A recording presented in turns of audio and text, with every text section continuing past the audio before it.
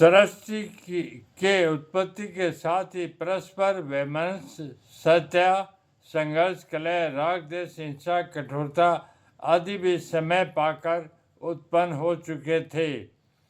तभी आदि पुरुष परमात्मा विष्णु को पालन पोषण करना कठिन कार्य मालूम होने लगा। वे इस प्रकार की मनमानी आचार विचार से चिंतित होकर एक प्रकार की आचार संहिता मर्यादा की नियमावली बनाने के लिए योजना बनाई। उसी योजना के अंतर्गत आदि कुंभ की यानी कलश की स्थापना की।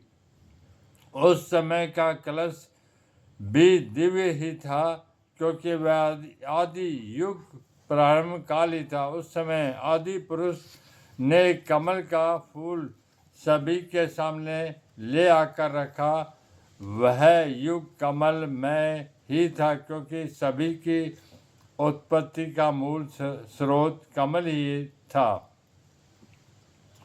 उस सभा में ब्रह्मा जी आकर विराजमान हुए तथा उनके साथ ही इंद्र, सूर्य, चंद्रमा, शिव ये सभी हाथ जोड़कर विराजमान हुए।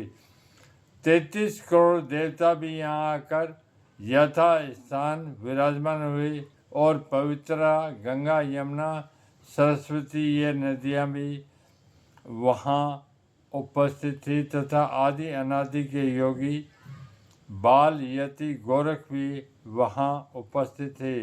उन्हीं गोरख विष्णु के हाथों से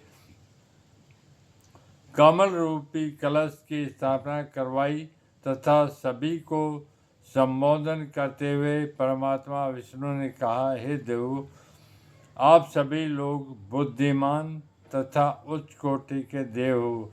आपके सामने यह कमल रूपी कुंभ रखा है, जिसको परम यति गोरख के मंत्रों के द्वारा अभिमंत्रित किया गया है।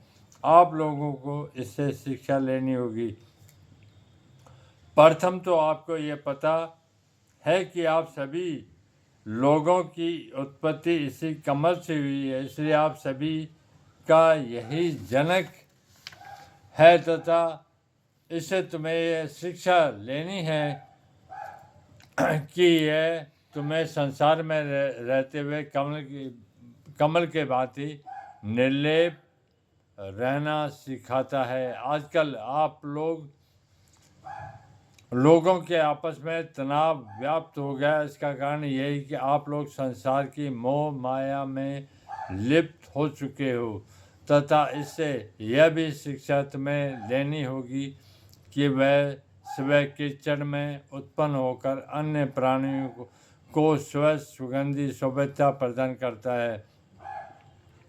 उसी प्रकार तुम्हें भी सदा परोपकारी रहकर जीवन व्यतीत करना होगा, जिससे स्वार्थ की निवृत्ति हो सकेगी और तुम्हारे आपस में सुख शांति का संचार हो सकेगा। इस प्रकार से अनेक मर्यादाओं से उन देवी देवताओं को बांधा गया।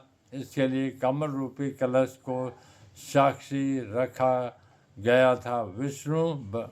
ब्रह्मा, विष्णु, शिव वहाँ पर साक्षी थे। देवताओं मानवों को वह मर्यादा रूपी जल की घूंटी प्रथम कलश की स्थापना करके देने वाले स्वयं विष्णु ही थे। वह प्रारंभ काल था, उसमें तो कमल रूपी कलश से कार्य हो गया था, किंतु आगे जो युग परिवर्तन होगा त्यों नए कलशों की स्थापना यानी नए तरीके से मर्यादाओं की स्थापना की आवश्यकता पड़ी। वही आगे बदला रहे हैं।